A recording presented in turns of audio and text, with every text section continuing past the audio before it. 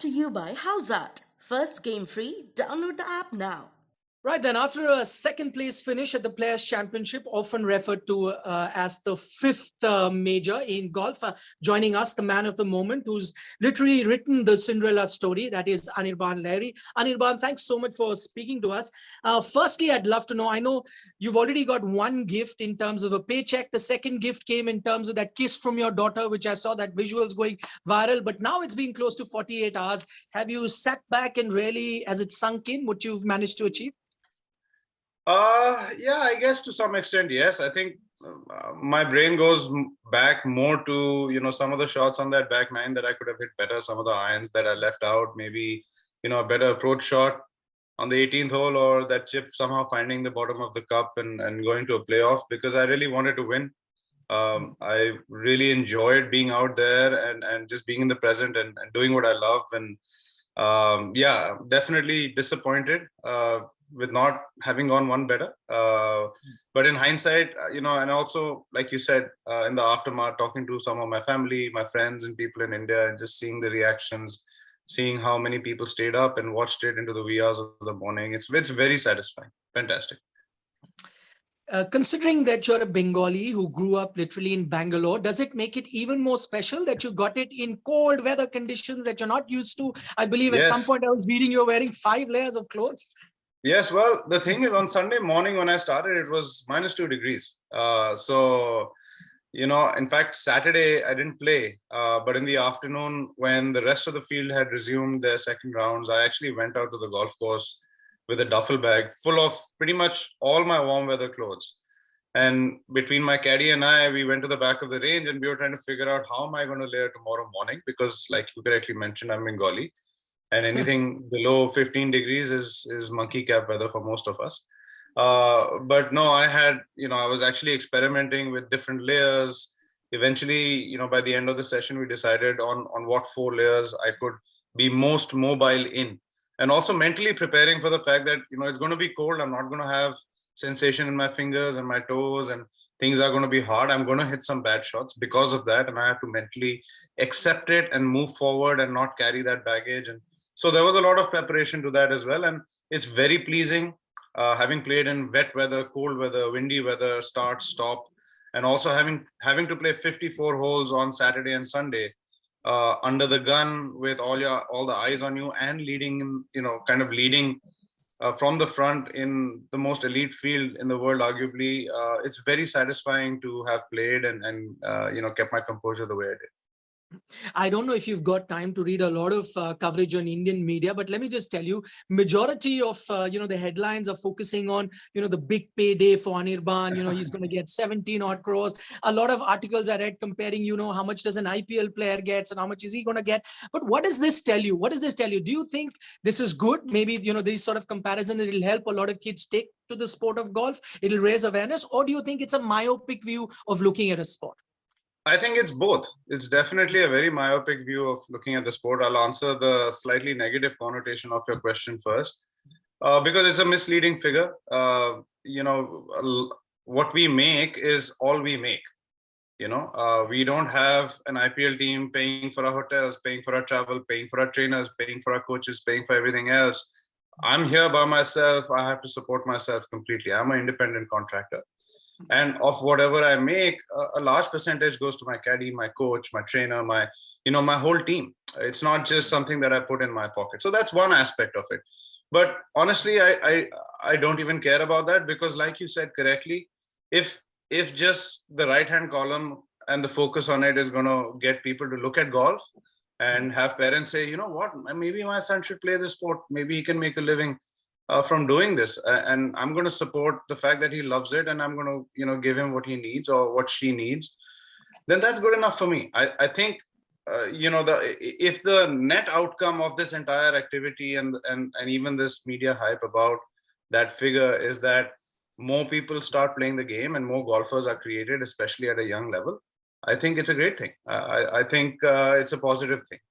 And if eyes go to golf away from, obviously cricket is cricket, I understand that, I love it too, but if more eyes can go to this sport and there's more attention, then that's fine by me. I'm very happy. Okay, tell us a bit about this journey as well, because a lot of focus has come onto you now. But for those of us who've been following golf, know that you've been there at the PGA Tour for the last 7 years. In your own words, you've said the last 2 years haven't been great. You've been working on. So, what really changed this time around? I've read a lot of articles, you adding weight to your iron and things like that. But maybe you could throw some light on that. Well, it's definitely been a struggle. I just broke back into the top 100 in the world. But to just give you some perspective, I was in the top 100 in the world for 5.5 years. And that's the longest that anyone has ever been. Like between 2013 and 18, I never dropped out of the top 100. And I was in the top 50 for almost 2.5 years of that period. So this is not something that's new to me. I don't find myself in unknown waters in terms of that. But it also tells you that between 2018 and 2022, in that 3.5, 4 years, I obviously fell off the edge, and I found myself, 300, 400th in the world because I was playing terrible golf from a lot of different factors. It's hard being out here all by yourself, trying to find your way. It's definitely the hardest place in the world to play golf. And as you can see, evidently, it's also the most rewarding, which is why it's so difficult to ply your trade here, which is why everybody wants to get here. And I've had my fair share of challenges and struggles. I grew up working with my coach in India. I had a very good system that helped me to keep improving. I had to try and reconstruct, rediscover that system, which I failed to do. I make a lot of trips back home to India to work with my coach. I have a performance specialist that I work with in Bangalore. I've been working with him for 18 months. And that has also helped, trying to put in processes and routines in place that allow me to approach every week, every golf round with the same attitude, whether I'm playing an Indian tour event for 30 lakhs or if I'm playing the Players Championship for 20 million. I'm still approaching the round of golf with the same mental attitude. I'm still hitting every shot with the same routine. And that kind of blocks out all this noise, because these things are going on at the side. When I'm actually over the ball and hitting a shot, I'm not aware of any of these things. But to answer your question about the technicality, yeah, I was struggling with my iron play.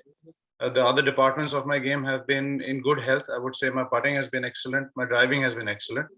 But my iron play was very, very disappointing. And, I found myself in the bottom 10 percentile of everyone playing on this tour. And that's, quite a dangerous place to be. And that's why I found my, challenges to be the way they are. So I've been working with that on my coach. But technically, we made a little change in my clubs, the articles that you read about the weight.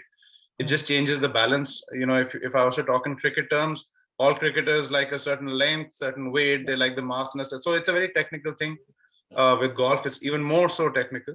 So just changing about 3 to 4 grams at the bottom can completely change, how the club delivers and how it moves and twists and rotates at impact. And just making that change made a huge difference. And I was still swinging the same, but I was getting better results. So I didn't have to reinvent the wheel, and I could, do what I'm doing with more confidence, and that made a huge difference. Okay, now staying true to my promise, this is my fifth and the last question. And this question doesn't come from me. I'll tell you what, I did put out a few videos after you had won, explaining your victory. And in all the comments that we got, I picked up one comment, which was very interesting to me. And I would love for you to answer that. This was N. Sure. Santra. So, one of our viewers who put this, and this was his comment. And he said, listen, if he can improve his inside 160-yard approach shot, he's going a bit to the right. And if he can improve his chipping and stand shots, there is no reason that he can't finish in top 10 in most tournaments. So this is a comment that I picked up. I'd love to hear your reaction on that. I'm so glad that someone out there is following my golf with such keenness to have picked up on these. It's a very good observation. And, you opened with, how 48 hours later, what has sunk in and what hasn't. And when I was talking to you about replaying some of those shots, 3 of those shots happened to be shots around that 160 range that, the comment that you just read. So he's not far away from his observation. And yes, it comes down to, like I said, my iron play hasn't been my strength recently. It always was when I was playing my best. And this goes towards the same thing. I still need to improve a little bit more. I feel like the positions I put myself in the final round on Monday, I should have given myself more birdie opportunities and more realistic looks instead of having to, scramble and chip and putt my way to an opportunity. So yeah, there's definitely a lot of scope for me to improve. But again, I'm happy moving in the right direction, and if I continue to move in that direction, top 10, yes, definitely. But I'm more focused towards getting my maiden win out here. All right, Anirban, thank you so much for taking our time and speaking to us. And may Sandra's comment that you took so sportingly, may that come true and you finish in top 10 and get that elusive PGA Tour win that you're so looking forward to. Thank you so much once again for speaking with us. Thank you, Nikhil. Thanks.